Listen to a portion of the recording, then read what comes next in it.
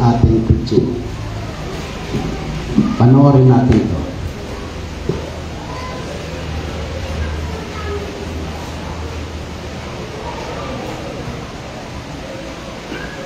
Grondum said to his father, "Father, give me the portion of goods that falleth to me." And he divided unto them his living.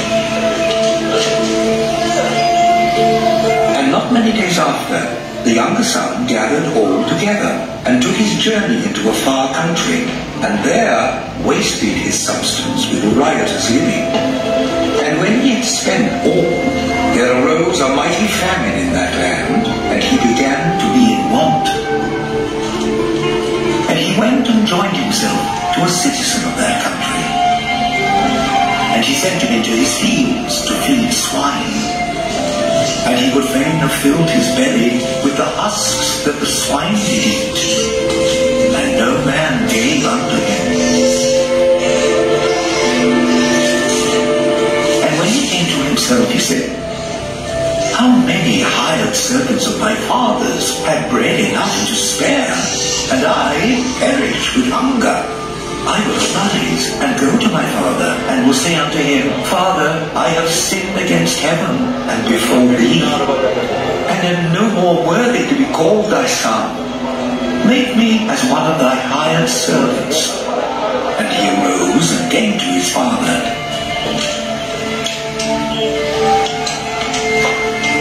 But when he was yet a great way off, his father saw him, and had compassion, and ran and fell on his neck and kissed him. And the son said unto him, "Father, I have sinned against heaven and in thy sight, and am no more worthy to be called thy son." But the father said to his servants, "Bring forth the best robe, and put it on him, and put a ring on his hand, and shoes on his feet, and bring hither the fatted calf, and kill it, and let us eat and be merry. For this my son was dead, and is alive again. He was lost, and is found." And they began to be merry. Now his eldest son was in the field, and as he came and drew nigh to the house, he heard music and dancing. And he called one of the servants and asked what these things meant. And he said unto him, "Thy brother is come, and thy father hath killed the fatted calf, because he hath received him safe and sound." And he was angry, and would not go in. Therefore came his father out, and entreated him.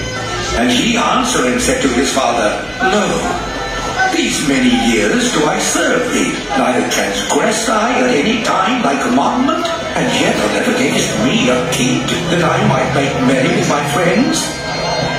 But as soon as this thy son was come, who hath devoured thy living with harlots, thou hast killed for him the fatted calf."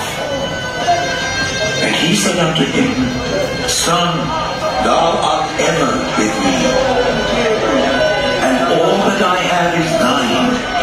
It was meet that we should make merry and be glad, for this thy brother was dead, and is alive again, and was lost, and is found." And he said,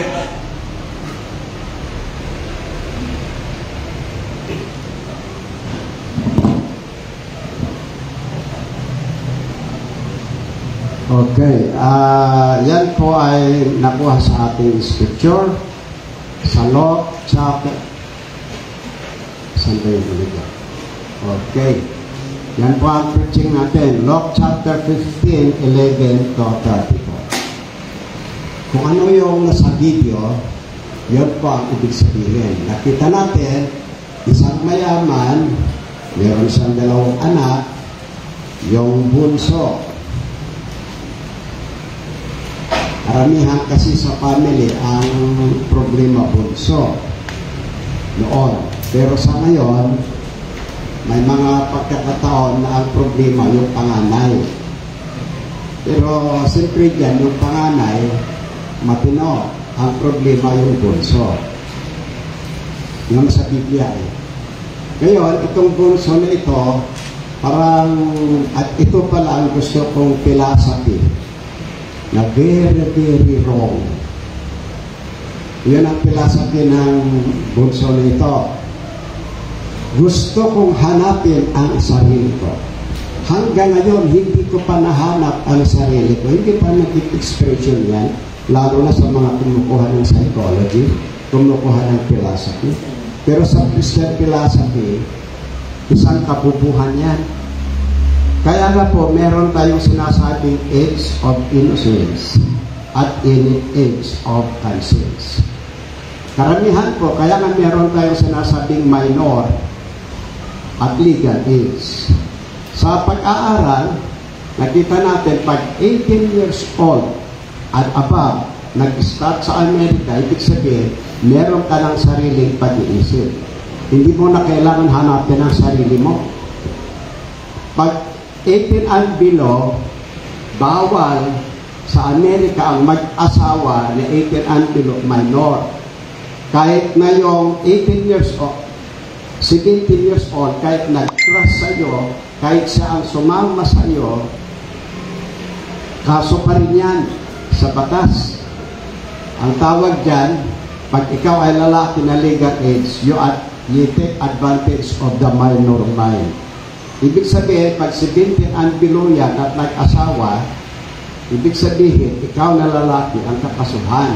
Kasi pag sinabi natin minor, wala pa siya tamang pag-iisip, kailangan pa niya ang guidance. Pero ngayon, maraming mga tao, legal age na yan, pero hinahanap pa daw ang sarili.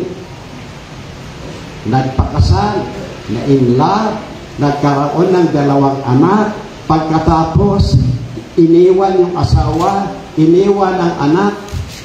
Bakit may iniwan ang nakita ko, nawawala ako sa sarili, hindi ko pa nahanap ang sarili ko. Nag-asawa ka, may anak ka, hanggang ngayon hindi mo pa nahanap ang sarili mo. Opo, hinahanap ko pa ang sarili ko, kabaliwan yan. Hello po? Amen. Hello? Amen. Hindi yan totoong philosophy. That's a wrong concept. Hindi talagang imposibleng maisip ka na. Maliban lang kung ikaw ay pinanganak, gaya ng iba, we have teen special child, ang tawag yan. Yun ang hanggang ngayon naghahanap pa rin ng sarili. Gusto ba niyo ganon? Kaya delikado yun, matino ka, tapos sabihin mo, hinahanap ko pa ang sarili mo.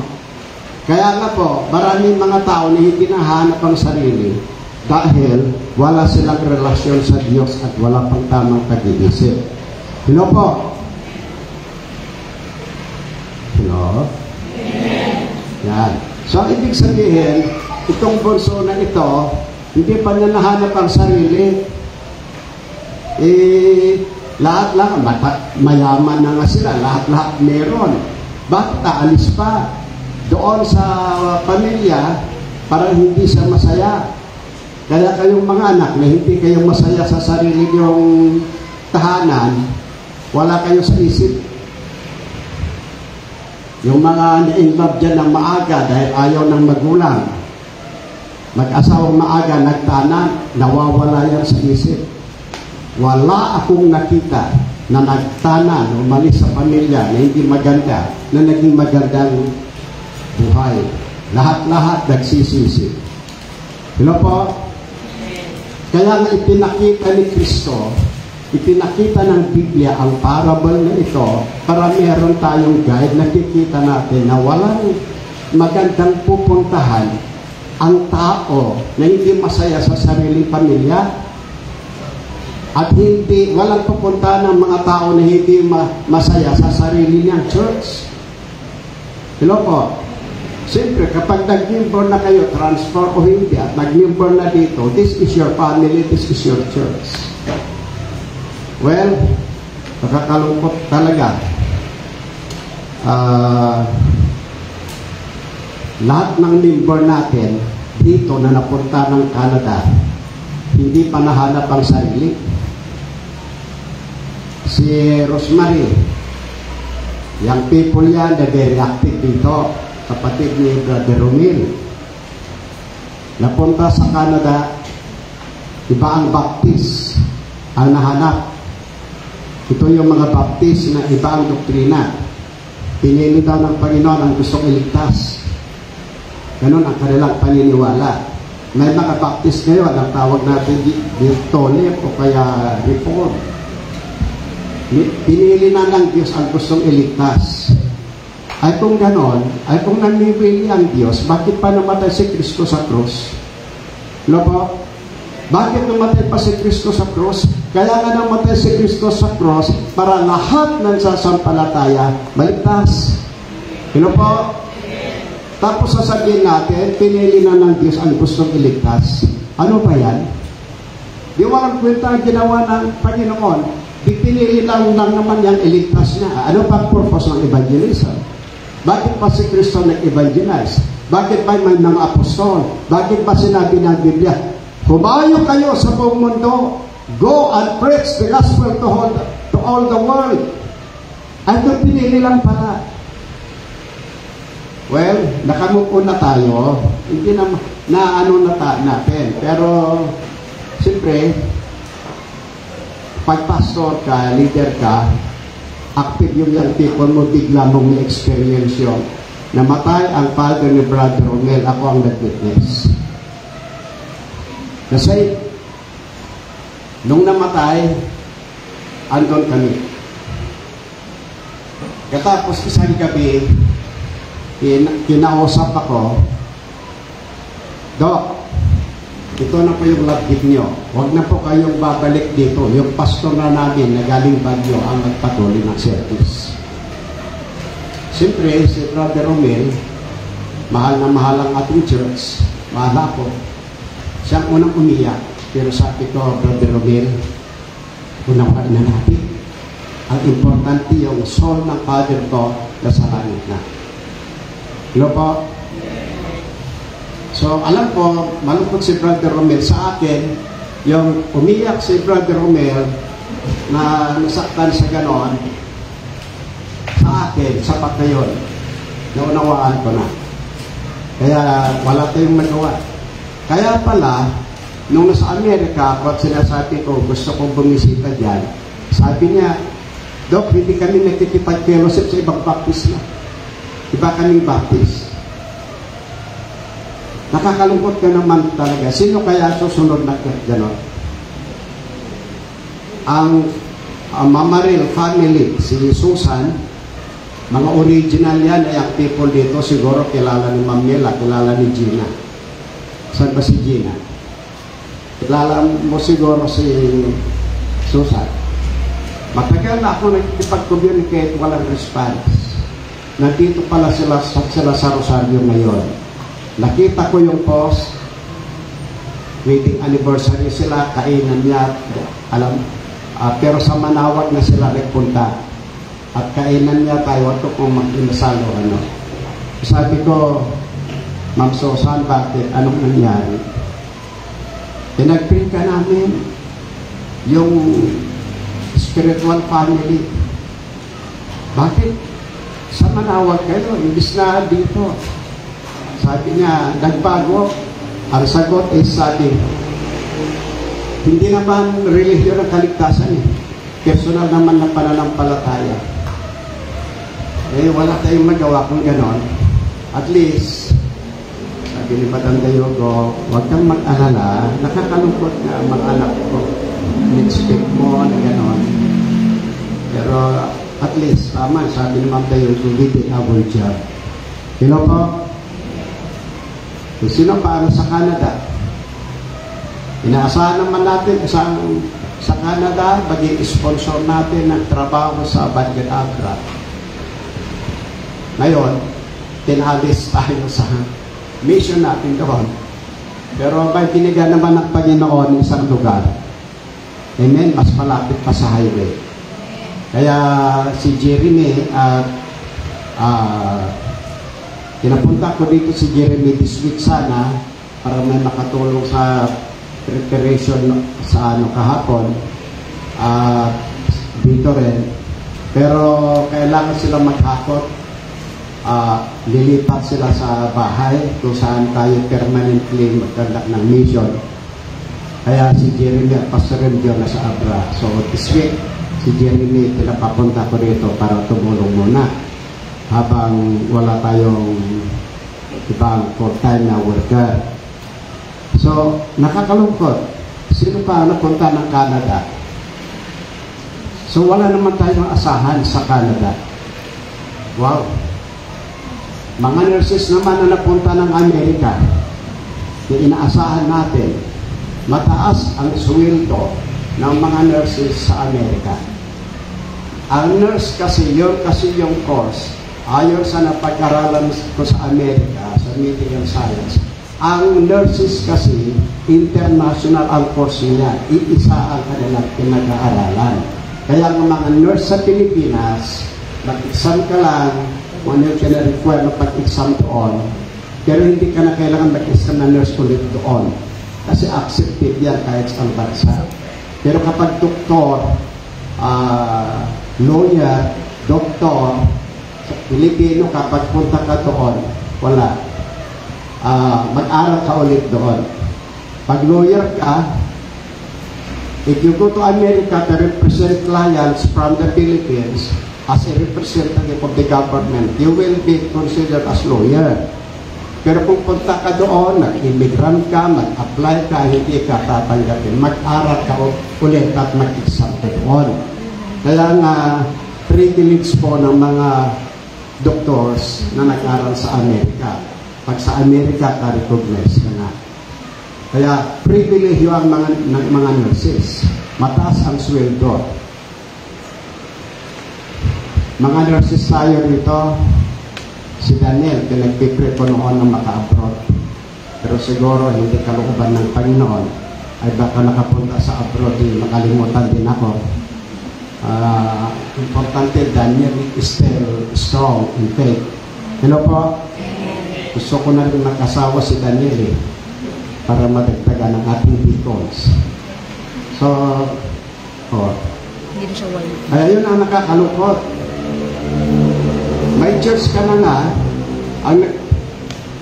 nag-church ka, bakit hindi mo ma-enjoy? Yun ang anak na ito. Hinahanap pa ang sarili. Hello po? Mahalaga ang pamilya. Mahalaga rin ang divine family. Hello po? Ang matinong mga bata, ano man ang itsura ng pamilya, ipagmamalaki yan. May mga estudyante sinasabi, kahit mahirap lang kami, pinagmamalaki ko ang tatay at nanay ko, nagpapakahirap dahil sa akin. Yung ibang mga bata mayayaman nga, pero hindi halos hindi nila nakakasama ang mga magulang. So kapag matinong ang bata ka, mahirap man ang pamilya mo, pagmamalaki mo yan. Ay paano naman? Paano kung ipagmalaki ang father ko, iniwan kami, nagkasawa ng iba? Ibang usapan yan. No po? Ibang usapan yon. Pero sa mga pamilya na buo hanggang ngayon, kahit mahirap, intact sila. At least ang mga anak, very proud sila. Hello po? Mga estudyanteng matino, kahit hindi kami hipilhan ng gusto mo, lagi ko sinasabi sa mga anak ko noon, mag-taste muna kayo sa mga gadget at saka na lang, pag may trabaho kayo. Imagine yung aking ibang ako. Dati, bigyan ako ng cellphone na yung ganito, ganito, ganito. Mga anak ko, hindi binigyan noon. At saka lang mangarap kung ano yung meron na binigyan sa'yo, na gadget mo, na gamitin mo, proud ka na. Hindi na kailangan makipagpantay ka sa mayayaman at saka na lang pag may trabaho ka. Hello po? Hello? Yan, okay. Pagpatuloy natin yan. Ngayon, itong anak na ito umalis. Ayon sa salita ng Panginoon at napanood natin sa video, lahat ng kanyang pera dahil mayaman siya. Nagpakasasa siya, nagpakasaya, babae, bakata, inuman, kung ano dyan. Hindi niya ma-realize na ang pera mauubos. Hello po? Nauubos yung pera. Nung naubos na ang pera, siyempre, may pride din siya, ayaw na niyang bumalik, naghanap siya ng trabaho. Ang trabaho, magpakain ng mga baboy. Ngayon, magpakain ng mga baboy ang trabaho, anong kakainin ng baboy? Yun din ang kinakain. May nagtatanong ng mga bata. Di sinabi niya sana na mayaman siya doon sa kanyang pinagtrabahuan, ay kahit sabihin nung mayaman ka, ay bakit nandyan ka, bakit wala kang makain, isa sabihin ng amo, kaya kung anong pagkain ng baboy, yun ang kakainin mo. So nakita niya kung gaano hirap maghanap buhay. Na-realize niya, yun lang ang magandang parte. Totoo nga naman, nahanap na niya ang kanyang sarili. Sino sa inyo ang naghahanap ng sarili dito? Are you looking for yourselves? Po, sa akin na asal ako pag yun ang pinag-usapan sa Libya. Nahanap niya ang kanyang sarili, mali pala ang ginawa ko. Samantala sa bahay ng aking ama, hindi ganito ang trabaho ko. Wala siyang naisip, kundi magpakumbaba. Kaya nagpakumbaba siya. Uwi na lang ako. Nagkasala ako. Natural lamang, tanggapin ko ang aking pagkakamali. Dahil nagkamali ako, ang problema, makakain ako ng maayos. Kahit maging servant na lang ako, basta makakain ako ng maayos. Pagdating doon, malayo pa, sinalubong ng ama. At sinabi, welcome son. Sabi na, hindi ako karapat-dapat tatawagin anak. Naging swine ako, matigas ang ulo ko, nagkasala ko. Gawin mo na lang akong isa sa mga servants.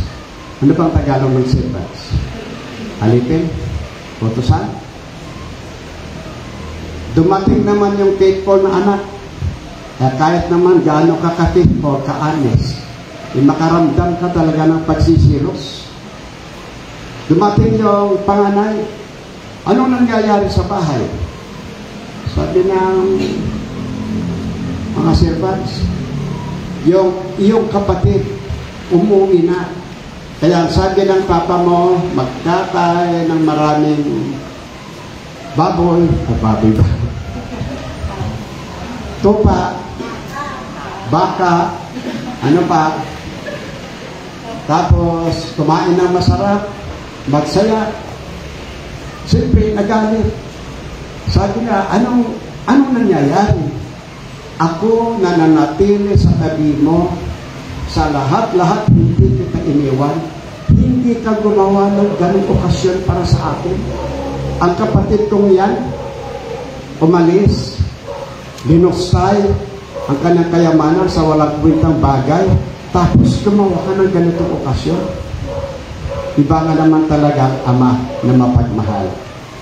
Ang point dito, ganyan ang picture ng ating mahal na Diyos.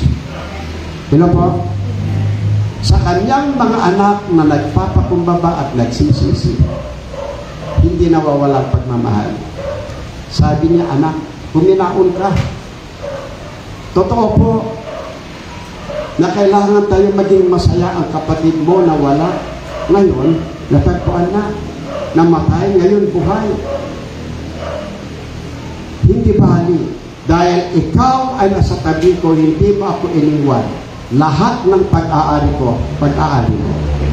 Ang ibig sabihin, yung prodigal son, sapat na yung siya ay pinatawad. Pero pagdating sa mana, wala siyang mana. Ano po? Okay, so ito yung ating pag-aralan.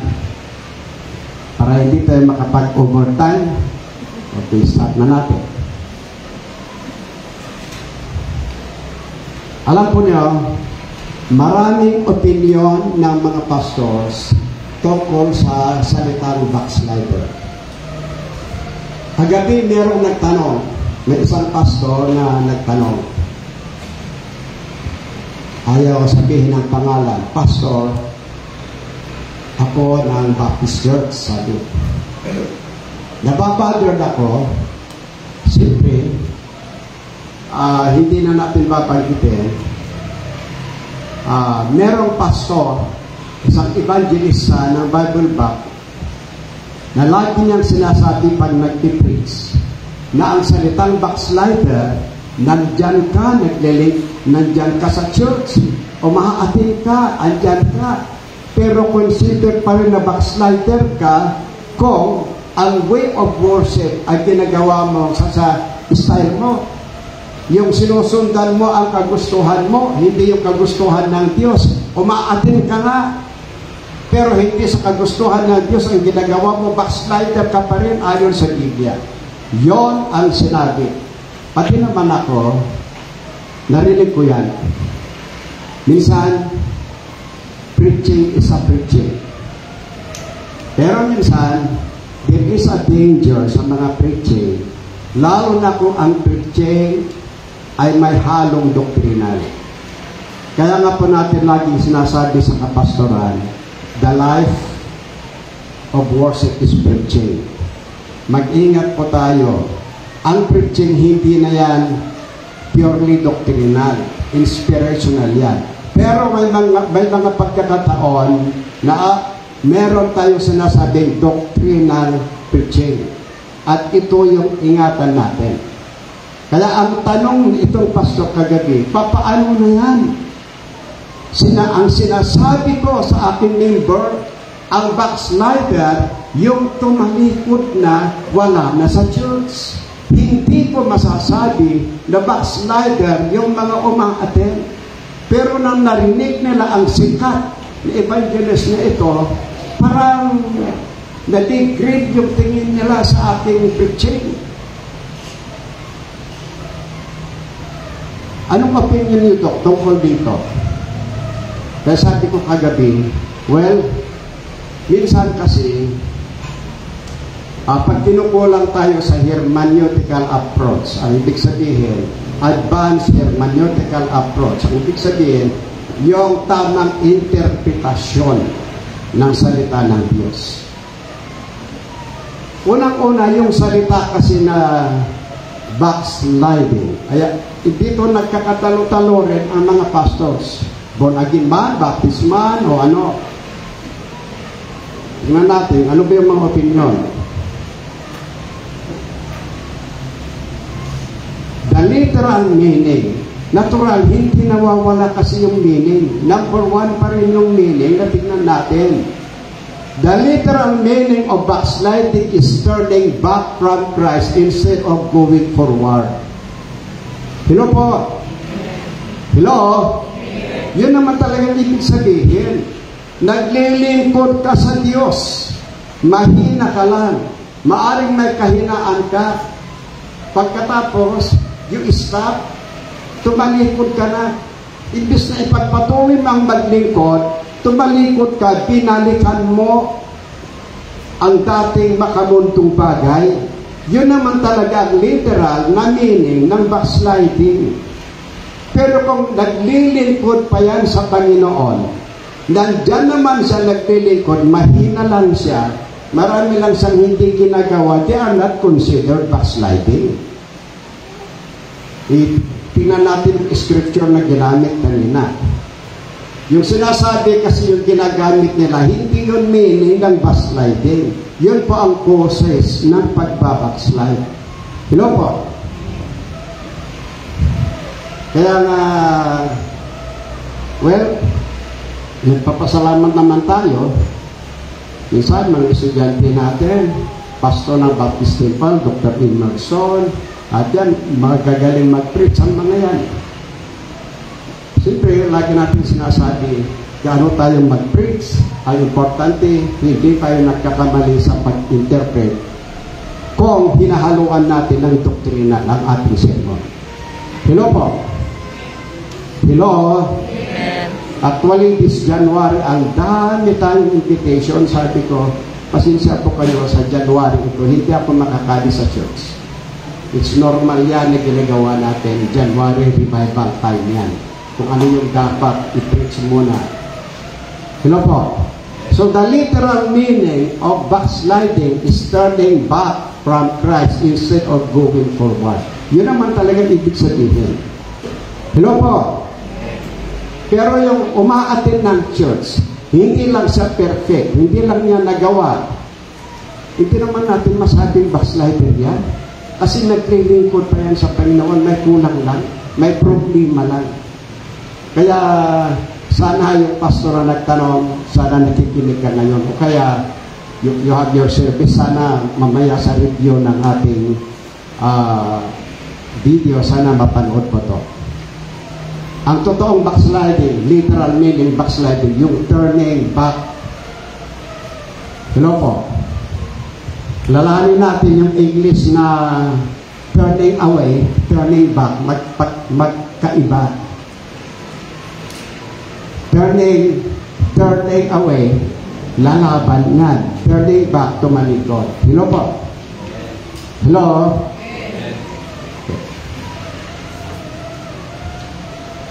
Backsliding is applied only.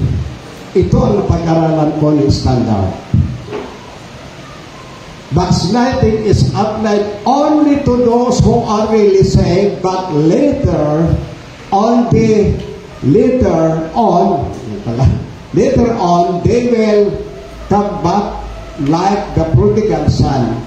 But those who turn back and never come back are not backsliders, but they are not really saved. Hello po?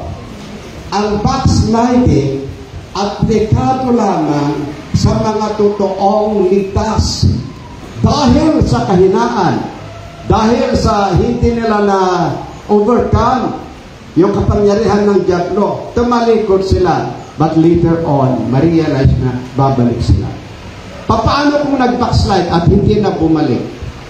Most of theologians says they were not saved. Hindi mas saved ang mga yan.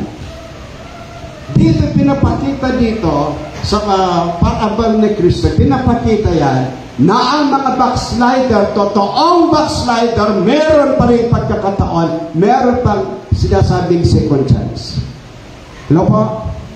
Pero yung hindi na bumalik, hindi masasabing backsliding yan. Dati-dati na noon pa, hindi sila sa iyo. Maaring nag-baptize yan, maaring nag-member ng church yan, pero never na nagkaroon ng tamang relasyon sa Panginoon. Maaring meron sa ibang purpose, pakitang tao, o kaya hindi na naunawaan, naglilingkod na walang right relationship sa Panginoon. Kaya nung bumagsak yan, hindi siya marunong bumawan. Hello po? Marami tayong members na wala na ngayon. We do not even know whether they are a real saved or not. Kung totoong ligtas ang mga ito, babalik at babalik ang mga ito. Yung iba bumabalik dahil pinapalo ng Panginoon. Naunawaan ko, isa rin akong backslider. At alam ko ang cause kung bakit ako nag-backslide. Hello po? Pero nung time na na-realize ko at binigay ko ang buhay ko sa Panginoon after this time, hindi na ako mag-backslide. Noon, konting problems lang. Nag-backslide na ako. Kung kailan ako bumalik sa Panginoon, sunod-sunod. O halimbawa, kanin galing ng Grace Baptist Church. Hindi naman ito chismis dahil pati sa korte napunta ito. Nagkaroon ng kaso, naging sa Baguio. Kaya marami ako nakausap doon tungkol sa kaso ng Grace Baptist Church. Kaya sabi nila, mga abogado, kaya na kami lilipat na. Hindi ko naman masasabi, kaya nakakalungkot ito, dahil yung sarili naming senior pastor, kaming galing ng Grace Baptist Church Baguio, yon ang ating mother church. Lahat po kami nagkaroon ng persecution sa aming senior pastor. At hindi namin maunawaan. Ito lang ang yung Amerikano nagpunta sa Pilipinas, different para sa ibang Amerikano. Si Pastor Eber, Amerikano yung iba nakakalang kaibigan ko, naging speaker natin many times. Nung nagkaroon ng problems, ang sabi sa akin, Chris, don't worry. I'm American, but I'm not pro-American. If this American are not doing good, I am with you. Hello po? Kasi ang nangyari, unang-unang napaalis, Pastor Celeste, senior, namin. Ano ba yung sumunod? Pastor Camacho, Pastor Tony Poruganan. Ako, hindi ako pinaalis. Sabi lang niya, mag-assistant pastor ako sa Baguio. Ibigay ko ito sa kanya, mag-assistant pastor ako. Pero sabi ko, sorry, I'm not guided. God called me in Rosario. Dahil ayaw ko, pinapaalis ako dito. Sabi ko, I'm not a staff of grace. I'm just sent out. So maraming discussion.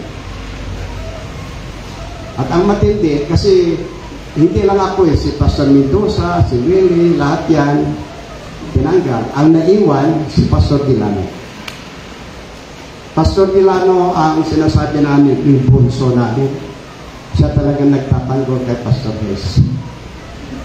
Pero nagtataka ko, siya yung nakalaban niya sa korte. Sa korte sila matindi.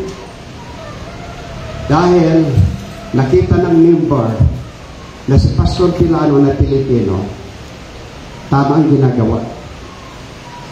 Dapat sana, ang senior pastor, bakit kaya sa atin nakita ko ang ating mga estudyante magagaling, very proud ako. Hello po, Dr. Emerson, sikat na, estudyante ko yan.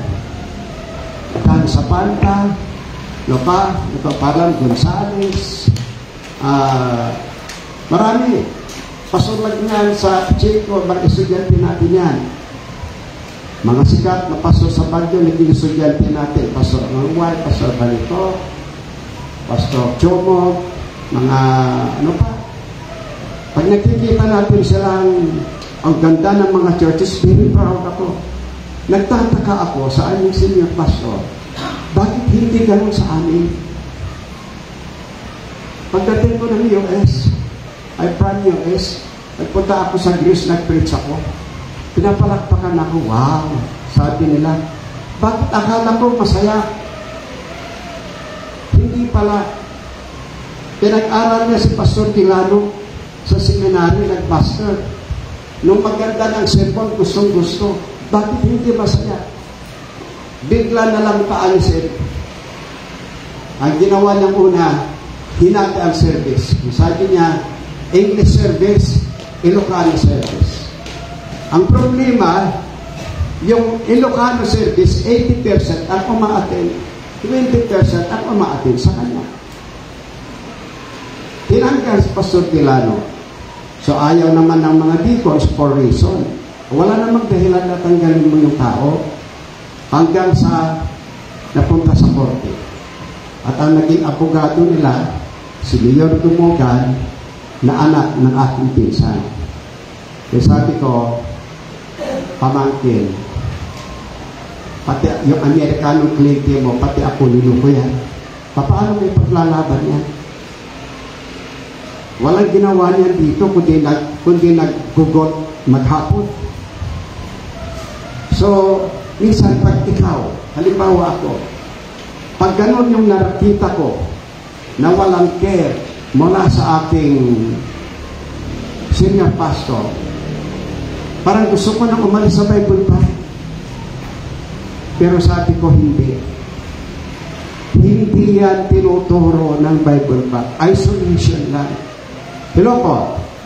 Ang problem sa natin, pag merong isang pastor na nagkamali, akala natin, turo ng Bible back yan, mali yung church, hindi po.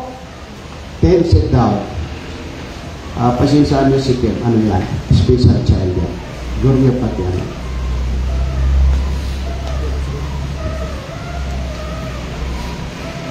Kaya, minsan, ganun tayo. Hindi dahil meron kang nakitang isang tao dito na inayawan mo, akala mo turo ng church yan. Hindi po. Hello po. Noon, ganyan ang dahilan. Noon kasi, bago ako mabackslide, nakatingin ang mata ko sa mga pagkakamali. Pangalawa, na ayaw ko noon, ayaw ko yung nachichismis ako. Gumagawaan ko ng kabutihan, tapos chinichismis ako. Halimbawa, mga kasama ko, pumunta kami sa isang lugar. Ako nagustuhan ng tao. Pagkatapos yan, pagsisilosan ako kung anong sinasabi. Gayo ko na yan, pasikat kasi yan, nagpapasikat yan, kaya yan ang gusto-gusto ng tao. Mula noon sa atin ko, mali pala ang baptist. Ganyan pala. Di umalis na ako, kung yun ang gusto nyo. Akala ko, yung pag-backslide ko, nakapoint ako sa kanila.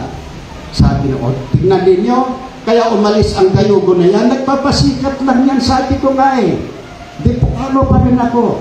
Dapat ang ginawa ko noon, kung ano yung chismis sa akin, pinatunayan ko na hindi totoo. Hello po? Ay nag-backslide ako, bangis ako, pinatunayan ko lang na totoo yung chismis sa akin. Pero yun ang isang dahilan kung bakit ako umalis. Sensitive ako, ayaw ko sa chismis. Pangalawa, wala akong tinitignan kundi pagkakamalitin ng iba. Kalukuhan pala ang baptism. Dahil sensitive ako, yung mata ko, nakatingin ako sa pagkakamali ng iba. Pangatlo, ang ganitong ma-discourage.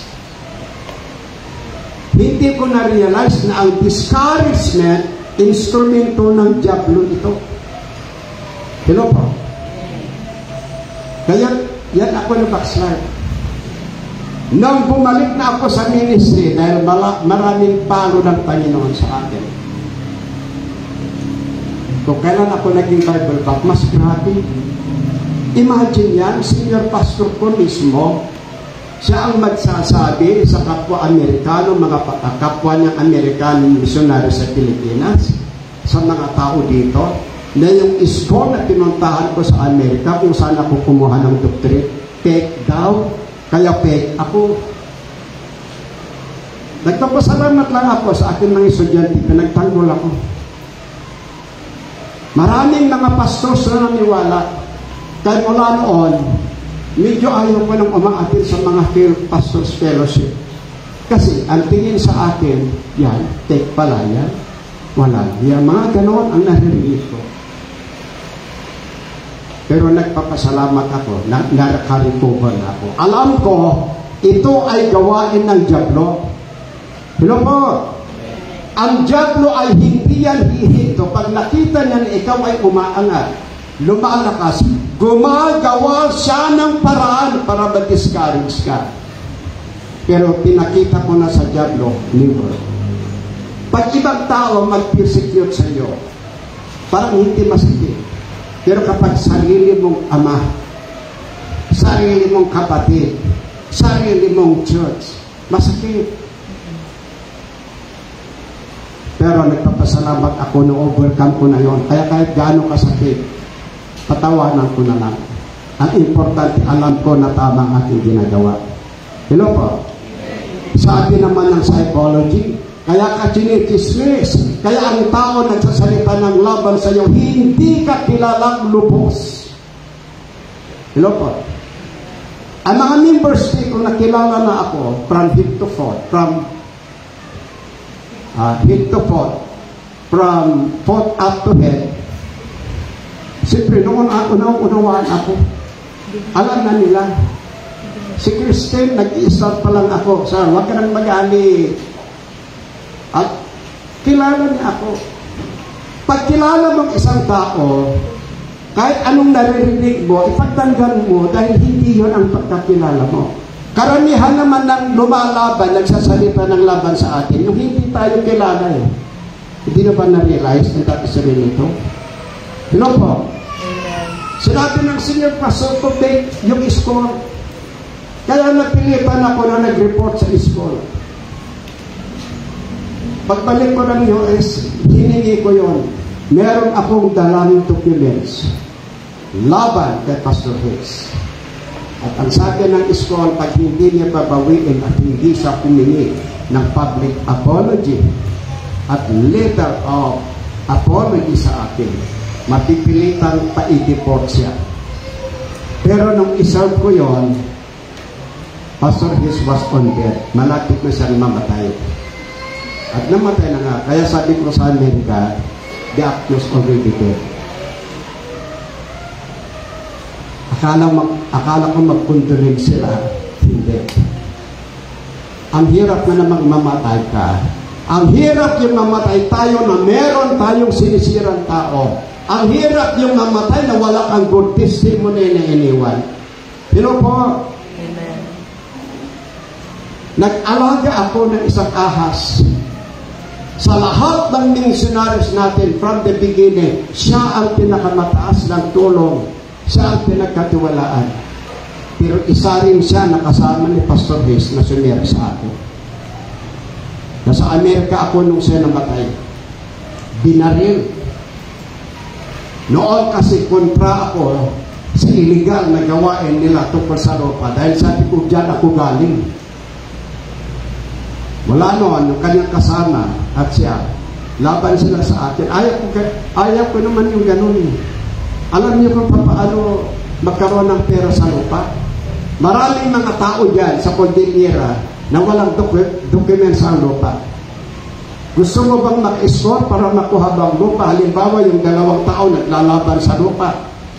Yung isa, yaman, pero hindi siya may-ari. Yung isa, wala siyang pera, pero siya may-ari sa katotohanan. Alam mo ba kung paano mapunta sa kanya yan? Itanong mo yung 2, pareho sila walang documents. Magkano ang value ng lupa? 20 million. Ano? 5 million. Okay. Kung sino makakapagbigay sa akin ng 1 million, siyang may-ari ng lupa.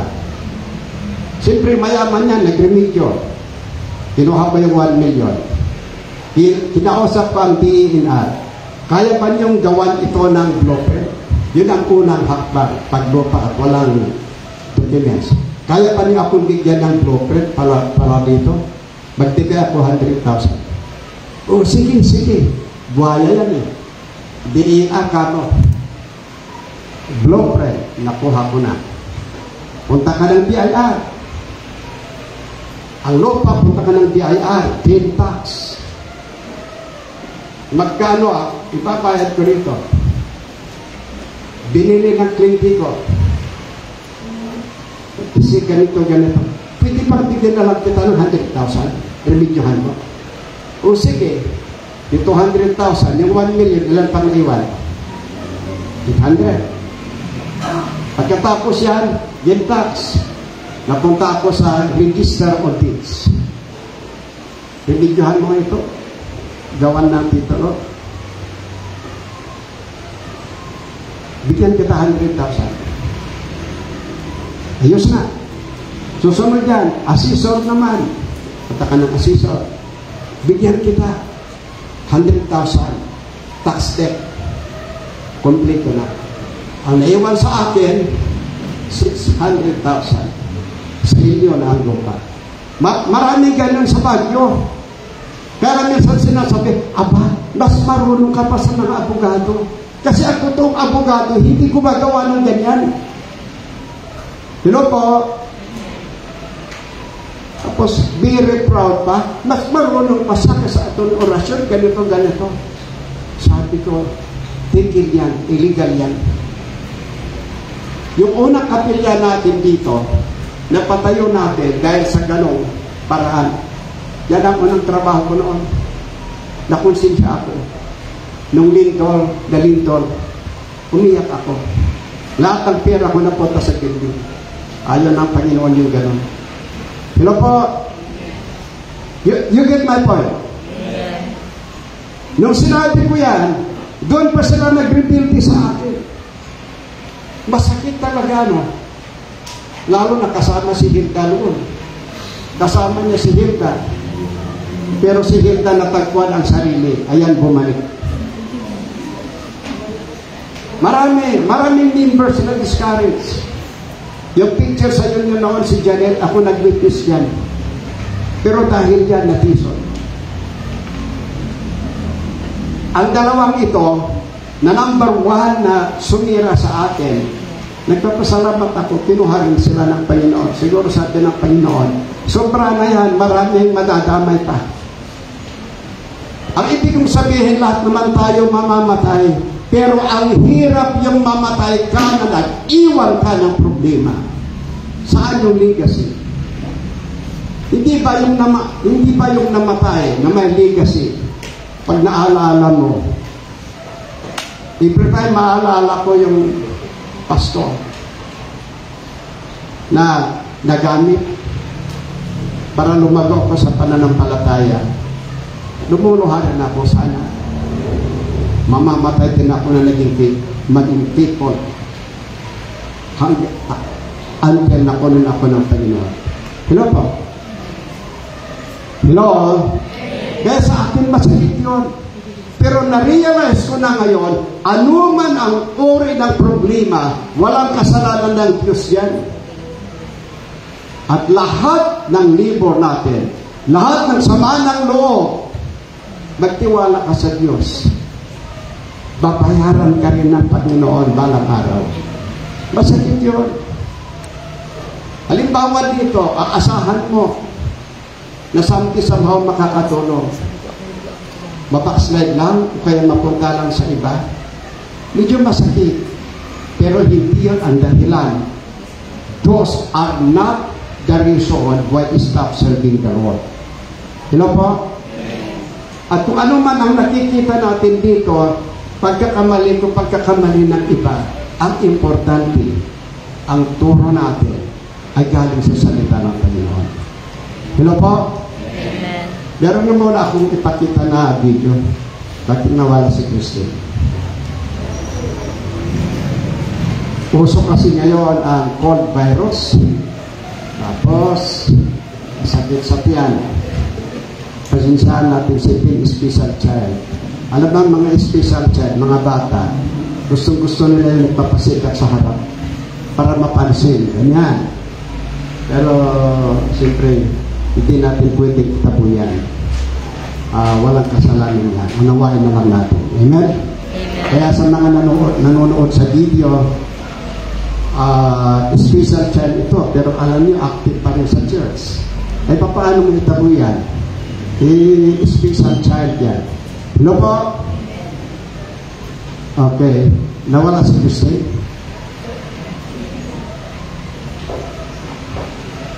Kaya pinag-usapan pa rin natin, ang backslider, aplikado lamang sa totoong ligtas. At kung totoong ligtas yan, babalik at babalik yan. Ayon sa salita ng Diyos, ipinakita ng Diyos ang kanyang pagmamahal sa mga backslider. Kasi minsan, ang mga backslider na ito, hindi sila nahiya nung nag-backslide, pero babalik sila, nahihiya daw sila. O kaya reason lang nila yon. Kung totoong ligtas yan, babalik yan. Hello po? Ayan, si Precious nawala, pero bumalik. Sana hindi na yan mawawala. Karamihan kahit nawala, pag bumalik yan, malakas na. Hello po? Amen. Saan kaya si Christine? Okay, andyan na. Ipusan na natin, pero nandyan na pala. Okay, tingnan nga natin ito. Ito ang isang nakakaasar. Hindi na yung galit, yung siyempre, pag Christian ka, maasar ka sa ganitong uri ng pastor. Tingnan nga natin yung video ng pastor na ito. Hindi pa nahanap ang sarili. Matanda na yan. Pwede pa nga. Sa aking 54th birthday tonight. Ito po yung ating official declaration. Ladies and gentlemen, to my fellow pastors, missionaries, hindi ka namin tino. at yung mga nagmamahal po sa atin, naniniwala kay Al Calixto. Dahil dito mga kapatid, ako na si Al Calixto, hayagan kong sinasabi sa gabing ito, December 3, 2024, alas 8:41 ng gabi, na opisyal kong niyayakap ang pananampalatayang Iglesia Katolika Apostolika Romana.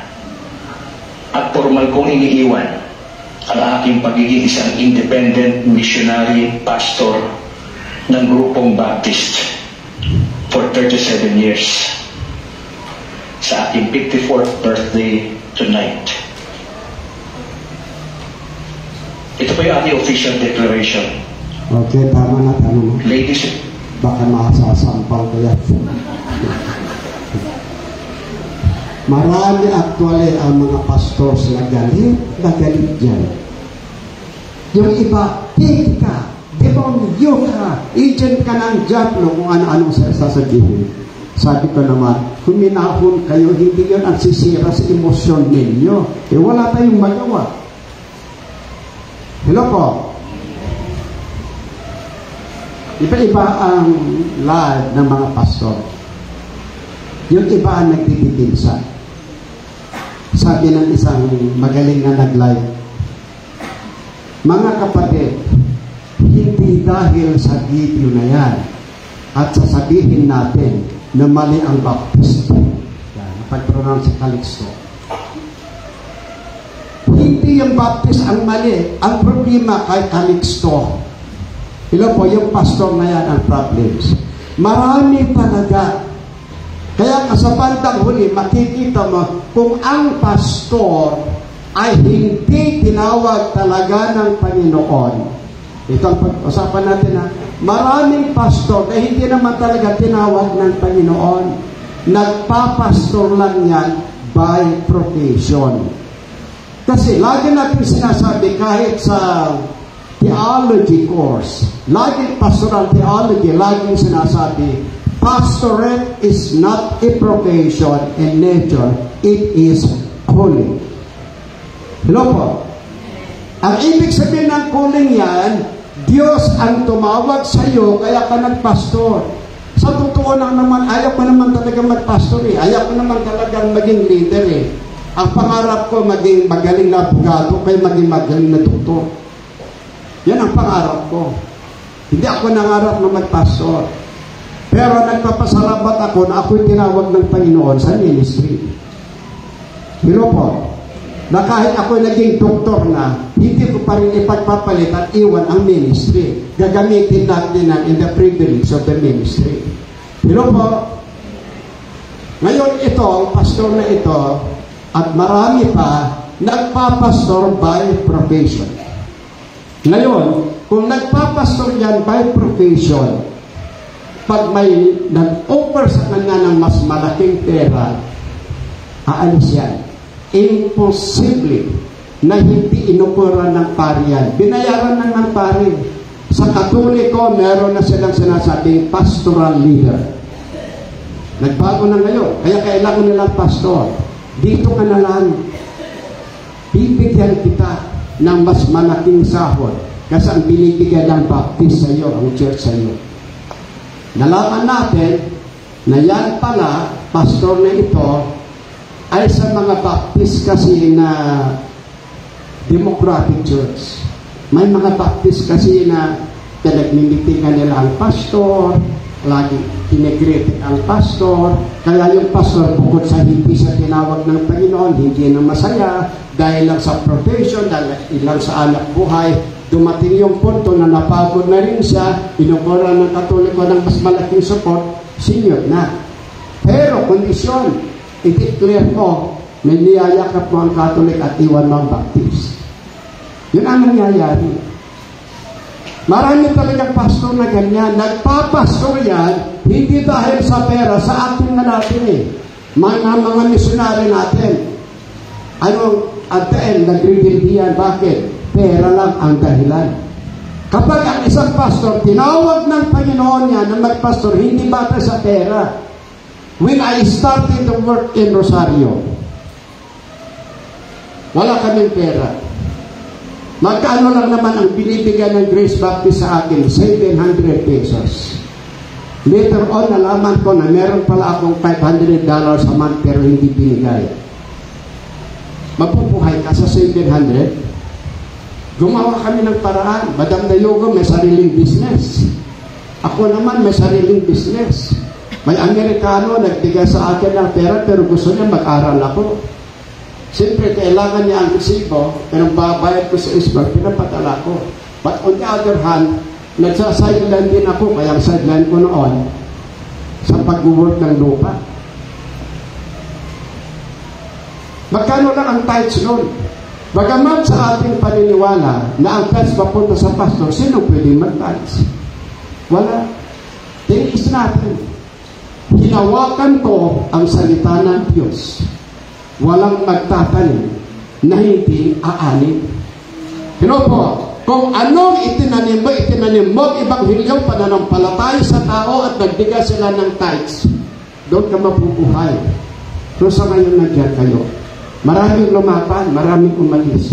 Pero andyan pa rin kayo naging faithful up to this time. Kaya ito nagpatuloy na buhay kami at nabuhay ang ministry.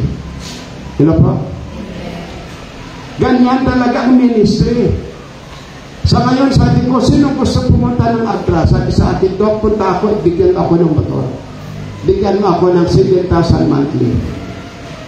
Hindi ganyan ang pastor.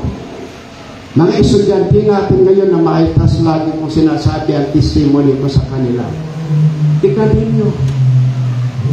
In-approve ng Panginoon ng free scholarship ko sa Amerika. Hindi naman basta-basta mag-aral ka ng Amerika. Nakita ng Diyos ang ating sakripisyo kahit walang pera. Ganyan ang gagawin ng Panginoon kahit wala kaming bibigyan ng malaking support sa inyo, magpatuloy kayo. Kaya nag-bless ako sa mga missionaries natin. Kaya ang ginagawa, nagtatanim ng luya, nagtatanim ng ano para mabuhay ano. Ganyan ang mga pastor. Pero yung pastor na yan, hindi pa nahanap ang sarili. Ibig sabihin, nagpastor yan, not by calling, by profession yan. Pero it does not mean na mali ang baptist. Siya ang mali. Second na opinion dyan, maaring hindi yan totoong ligtas. Hello po? Pag meron ka talagang tunay na relasyon sa Panginoon, naligtas ka, maramdaman mo na yan. Na ikaw ay ligtas. Alam mo na hindi ka na mawawala. Maramdaman mo, because of faith, pagtitiwala mo sa Diyos, at mararamdaman mo rin yung Holy Spirit. Hello po? So nagtataka ka sa pastor na ito, pero wala. What effect? Sa awa ng Panginoon, sa information, yung kanyang church na iniwan, nagpapatuloy pa rin na baptist, walang sumunod sa kanya. Hello po? Hello? Totoo ko naman yan eh. One of the causes, ayan na, ito yung dahilan yung tanong ng isang pastor sa atin about backsliding. One of the causes of backsliding is when you start doing your own way instead of following God's way. Doon nag-i-start. Halimbawa, paano mong masasabi na you are worshiping God through God's way or your own way? Pagpunta ka ng church, pagpunta ka dito sa church, ang gusto mo, naupo ka 20 minutes, tapos na yung sermon pastor. Ganyan. Masyado nang mahal ang sermon mo, stop it. Your own way. The pastor, the preaching is always guided by the Holy Spirit. Ito, iniksan ng Holy Spirit, ilang o ano. Sumunod ka, makinig ka, because you are here to hear the Word of God and you are here to worship God. At dapat, kung anong activities ng Diyos, ng church, sundin mo. Pangalawa, masasabi mo, you came here to worship God, not in your own way, but God's way, kung ano yung oras ng worship, dapat andito ka. Dahil sa maraming dahilan, hindi mo magawa, maaaring traffic, wala ka ng masakyan, nauunawa ng Panginoon yan.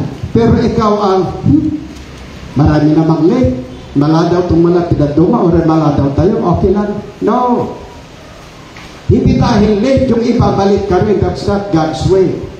That is your own way. Hello po. Pag nandito ka na sa church, pag sinabi ng ushers, punuin sa harap, wag sa likod, daanan, wag kang masaktan. Yun naman talaga ang role. Anong gusto natin? Walang discipline. Kailangan din sumunod tayo sa discipline. Yung may mga sakit, kaya kayong walang anak inalagaan, wala naman kayong sakit, punuin natin ang una sa harap, wag sa likod. Hello po? Hello? Yun yung God's way. Kung ano yung sermon, pakinggan natin. Hindi tayo ang mamili ng sermon because ako mismo, hindi ko rin magawa ang gusto ko. Lahat kaming mga preachers minsan, hindi namin magawa ang gusto namin kung ano yung leading ng Holy Spirit. Yun ang sundin. Sa akin mismo nararamdaman ko, ayaw ko yung sermon na yan. Masakit yan. Ayaw ko yung nakakasakit sa tao. Kahit anong review ko, kahit anong panalangin ko, walang papasok na ibang opinion. Yun pa rin. Dahil yun ang gusto ng Diyos. Kaya kung ano, halimbawa ang mga bata, kung anong inihanda na pagkain at matino yung bata, yun ang kakainin natin. Hindi ikaw ang mamili. Dahil yung nanay, tatay na nakakaalam sa kabutihan ng mga anak, sila ang masunod. Sino po? Subukan nyo kayo. Hindi nyo ba alam? Pati ngayon na. Maraming mga nagtataka, mga pediatrician, mga bata pa lang diabetic na. Ano ba yan? Bakit? McDo. Na ba yung number 1 na ano ngayon na tinapay? Ano pagtawag dyan? Yung mga matatamis. Hindi makakain yung bata kundi chocolate. Dahil ang bata, pag nakatikim na yan ng matamis, lahat ng pagkakain hindi na masarap. Yun ang laging sinasabi ng mga pediatrician na nutritionist. Kaya siyempre, ang mga magulang, nasa atin yung control. Minsan sa bahay, pinapagalitan ako. Si Tita Mac, sabi ng mga apo ko, Tita Mac always say, no, no, no, no. We like Daddy because he is always saying, yes, yes, yes. Minsan sabi ni Ate sa akin, why you always answer me yes? You did not understand what I am asking. But you said yes. Yes, because I have problems in my hearing. So I said yes, just to stop you. I will not stop talking. No. So, maraming mga batang diabetic na ngayon. Siyempre, lolo, lola, gusto mong para matapos na shortcut, kung anong gusto kainin, sige na, lahat ng matatamis pinapakain. Anong nangyari pag nagsabar yung bata? Sinong may kasalanan? Yung bata na wala pa sa sarili o kaya ikaw na nag-aalaga? Kaya tama naman. Minsan pinapagalitan ako, which is really true. Hello po? Amen. Kaya ito po, Proverbs 14:40. Proverbs 14 ba yan? Tingnan nga natin kung parang hindi yata. Ay tama. The backslider in heart shall be filled with his own ways, and a good man shall be satisfied from himself. Nandyan yung backslider in heart. Ang backsliding ay nag-i-start sa puso. Kung kailan ka maging swail na, kung kailan ka lumalaban na sa preaching, kung kailan ka na lumalaban sa activities ng church, kung kailan ka nawawalan ng gana na makinig ng salita ng Diyos, doon nag-i-start ang backsliding.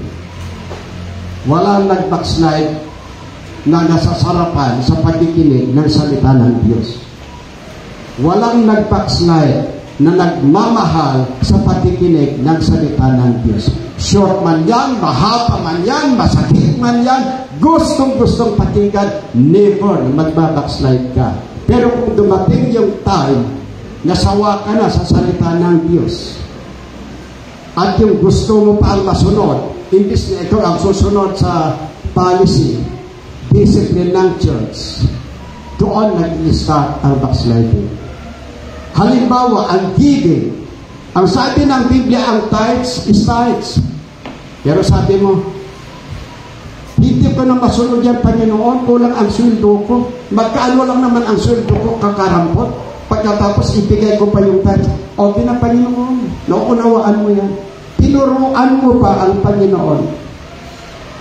Bakit mo nagawa yun? Dahil kulang ka sa paniniwala sa salita ng Diyos na kung magbigay ka ng tithes, God will open the windows of heaven. He pour you out the blessing. Ang pagbibigay ng tithes, yun ang paraan para i-bless ka ng Panginoon. That's God's way. Hello po? So yun ang dahilan kung bakit iba hindi nagbibigay. Kung dumating yung punto na ganyan ka na, pati sa salita ng Diyos, against ka na, pati sa activities ng church, against ka na, nagsasawa ka na sa pupunta sa church, that's the cause, one of the cause of backsliding. Ano pa? Next, 2 Timothy 4:10. For Demas had forsaken me, having loved this present world, and is departed unto Thessalonica, Crescens to Galatia, Titus unto Dalmatia. Si Apostle Paul ay nagko-complain. Dati-dati, masunurin itong si Demas sa kanya. Pero dumating yung time na si Demas ayaw nang makinig sa kanya. Yan ang isang cause. Subukan mo, dati-dati, submissive ka sa pastor, loyal ka sa pastor, loyal ka sa church. Pero ngayon, ano man ang pinag-uutos ng pastor sa iyo, wala ka ng ganang tumupad. Wala ka ng ganang gumawa. That's the cause of backsliding. Amen?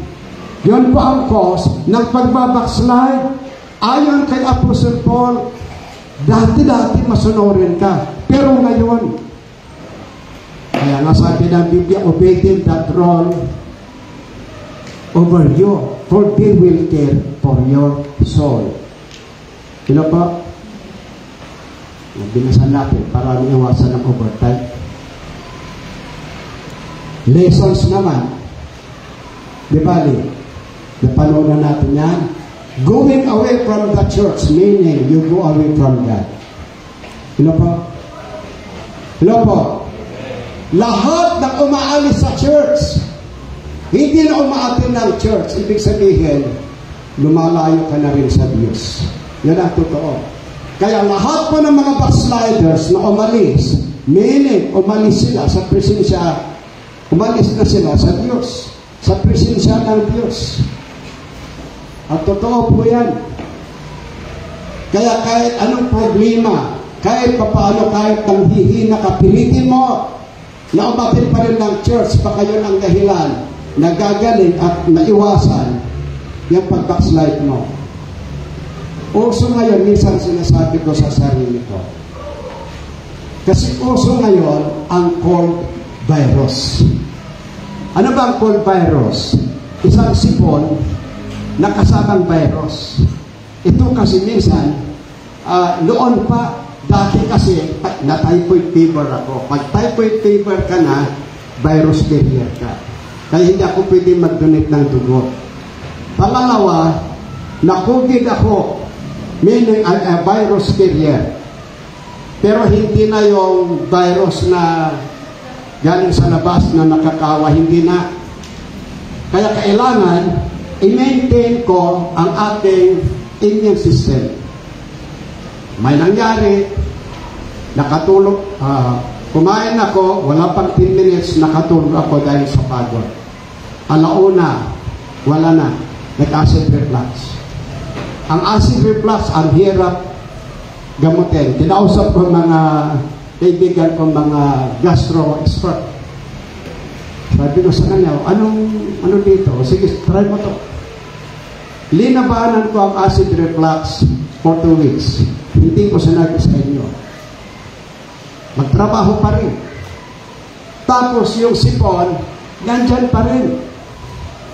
Kaya nga, minsan nagkataon na nagtatanong, Dok, sabi nyo, Pag meron ka complete C, vitamin C, protektado ka mula sa sipon. Hindi nyo siguro naunawaan ang pinapaliwanag ng iba. Kasi yung iba kasi sa FB, exaggerated. Ang totoo, wala namang food supplements or vitamins na nagsasabi na kapag gumamit ka, hindi ka na magkasakit. Magkakasakit ka pa rin, kaya lang maiiwasan, mababawasan ang symptom. Pero po, umiinom ka ng food supplements, nagkakasipon ka. Pero kapag hindi ka umiinom ng sipon, mas grabe ang side effect. Ang ibig kong sabihin, pag umiinom ka ng food supplement, malakas ang immune system mo, magkakasakit ka pa rin, pero minor. Compare doon sa mahinang immune system, babagsak ang mga yan. O tingnan ninyo, nahiga ba ako na kailangan ko magpahinga? Hindi ko pinakita. Last Sunday, naramdaman ko, pero sabi ko, oy, ikaw virus ka, hindi ka bang masunod? Malakas ako. Hello po? Ang virus, minsan, nagdrama ako sa ating sarili. Bakit nanghihina na ako? Walang mag-alaga sa bata ako. Maganda yung kung nagkasakit na rin bumagsak. Mag-overtime din yung mga anak. Sabi ko, nanghihina. Sabi ko, oy, ikaw virus ka, wala kang hiya, hindi ka ako masunod, malakas ako. Pinalakas ko ang sarili ko, nakaya ko naman. Pero nang mahiga ako sa gabi, siyempre, nag-isa ako ibang room ko eh. Daang room ni Badam Dayoga at si Marcus. Hindi kami kasi magkasino sa temperature. Minsan, mainit sa atin, malamig sa kanya. Malamig sa kanya, mainit naman sa atin. Ngayon, yung hina ako. Ano kayang mangyari kung mamatay ako? Hindi ko na makita yung bahay ipapatayo ng aking anak. Di ba, Lord? Yun ang gusto mo. Bigla akong nagising. Oy, wala kang hiya sarili ka. Ang tanda-tanda mo na. Hindi ka na dapat mag-advise ng hurt sa mga tao. Naligo ka na. Naligo ako. Maglakad ka, mag-exercise ka para makatulong sa respiratory. Gabi, nag-exercise ako ng 40 minutes. O ano ngayon? O ano sarili? Wala rin virus. Ang virus, gustong-gusto niya, ma-stress ka. Kasama yan sa ano yung, kung ano, pag nagkasakit ka na at viral yan, kung anong naisip mo, Allah, baka matitipikni, baka matitiliver, baka matitipuso, kung ano-ano dyan. Huwag mag-isip kung ano-ano. Hello po, gustong-gusto ng virus yan. O, tingnan nyo ngayon, malusog na. Kaya siguro, kailangan ko maranasan yan para alam ko kung ano yung sakit ng tao. Kung virus ako to, acid reflux ito daw. At least, nakarecover na ako, alam ko na. Ganitong gawin mo. Huwag kang inom ng malamig na tubig. Pag-gising mo sa umaga, kumain ka ng isang Japanese banana, uminom ka ng mainit na tubig, after 20 minutes, marelax ka. Pero kapag diabetic ka, 2 beses lang yung saging. Ginagawa ko. Kaya nakaka-recover. Hello po? Hindi lahat umaasa sa gamot. Kaya ito, malusog. Kahapon, tingnan ko, house blessing, sa awa naman ng Panginoon. Until now. Recover na. Kaya, inuulit ko, pag ikaw ay umalis sa church, para ka na rin umalis, you turn back from God. Hello po? Hello? Wala, sinasabi dito, no one will grow without the church and your pastor who will take care of your spiritual life. Imposible ng isang Kristiyano lalago yan without church at wala siyang pastor. Ang normal na Kristiyano para lumago, may church ka, may pastor ka na nag-aalaga sa iyo. Para ikaw ay lumago spiritual. Kaya nga ang Diyos nag-provide ng pastor, nag-provide ng church. Dahil ang church lamang, doon yung area, institution kung saan lalago spiritually ang mga anak ng Diyos. Hello po? Ngayon, kung hindi mo ma-enjoy yung paglilingkod sa Diyos, hindi mo ma-enjoy ang pag-attend ng church, may posibilidad na magbabackslide ka. Hello po? Tingnan nga natin. 1 Timothy 4. But if I tarry long, that thou mayest know how thou ought to behave thyself in the house of God, which is the church of the living God, the pillar and ground of the church. Technically, if you leave the church, you leave the throne. Hello po? Hello? Kaya hindi pwedeng umalis ka sa church kahit may problems ka, kahit nanghihi na ka, huwag mong iwan ang church. Para hindi magtagumpay ang diablo sa iyo. Next. Ayon sa Ephesians chapter 4, 11 to 13, nandiyan ang mga pastor na linagan ng church, linagan ng Panginoon sa church, kung saan mag-alaga sa mga kaluluwa. Kaya doon lang, dito lang sa church, alam niyo ba sa mga bata, there are 3 institutions that start your spiritual growth. First, you must have a good relationship with your family. Second, church. Third, school.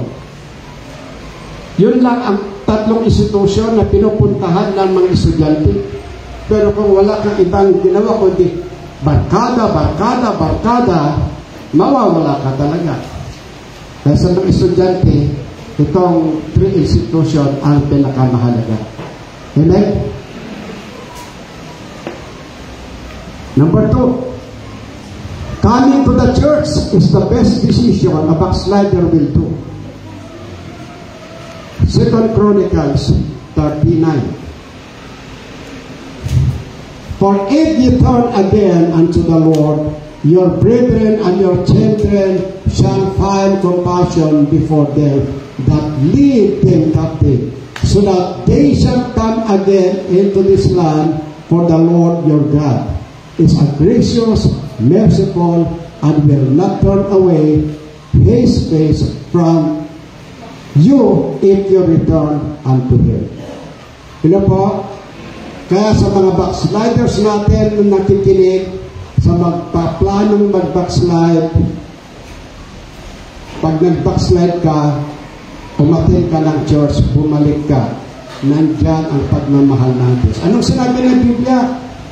Return into the fold, and the mercies of God is sufficient for you. Hello po? May pinakita sa video na pinadala sa akin. Isang nanluloko sa Biblia, pumunta sa States, pinolit yung Biblia, nag-joke. After that, I want to call na-compile namin. After that, natumba siya. Sabi ni Osborne, isang evangelist na sikat. You know, God is merciful, but His mercy is limited to those people continue to do abomination against God. Ang Diyos ay maawain, pero may limit din ang kanang awa sa mga taong laging gumagawa ng masama. Pero ang awa ng Diyos na nanatili sa kanyang mga anak, nagkamali man yan at babalik siya. May awa ang Diyos. Hello po? Amen. The best decision. Anong ginawa ng prodigal son? Bumalik. That is the best decision we can do. Kaya sa mga backsliders natin, mahal namin kayo. Kung kayo ay totoo na ligtas, panahon na kayo bumalik. Number 3. Last naman to. Bumalik yung anak. Nung bumalik yung anak, malayo pa. Sinalubong ng ama na sobrang masaya. Ganyan ang feeling ng Diyos kapag ang mga backslider babalik. Pagkatapos yan, sa sobrang saya, sinabi sa mga servant, Magpakasaya tayo, kakain tayo. Dahil ang ating anak nawala pero bumalik. Ibig sabihin, ganyan ang feeling ng Diyos sa mga backsliders na bumalik. Pero po, ngayon, dumating yung panganay. Nagsino siya. Nakita natin sa video, ang sabi niya, mula noon hanggang ngayon, hindi kita iniwan na sa tabi mo ako. Pero hindi ka gumawa ng okasyon na kung saan kayo naging masaya para sa akin. Ang sabi ng ama, anak, ito ang masasabi ko sa iyo. Magpasalamat tayo dahil yung kapatid mo nawala pero bumalik. Sa iyo naman, pinagmamalaki kita. Hindi mo ba alam, dahil ikaw ay naging faithful mula noon hanggang ngayon, lahat ng ating pag-aari at ikaw ang magmamana. Hello po. Bagamat nagbibigay ng Panginoon ng konsiderasyon, kapatawaran, awa sa mga backsliders, pero iba pa rin yung hindi nag-backslide na natili sa Panginoon dahil meron special reward na ibibigay ng Panginoon. Bagamat masaya ang Diyos sa kanyang mga anak na nag-backslide na umalis, ngunit iba ang saya ng Diyos sa kanyang mga anak na nanatili, naging faithful sa paglilingkod. Hello po? Hello? Amen. Ako mismo, kapag babalik ang mga backsliders, ako mismo ay masayang-masaya. Pero alam niyo ba, iba ang feeling ko sa inyo. Iba ang saya ko sa inyo na nanatili sa church.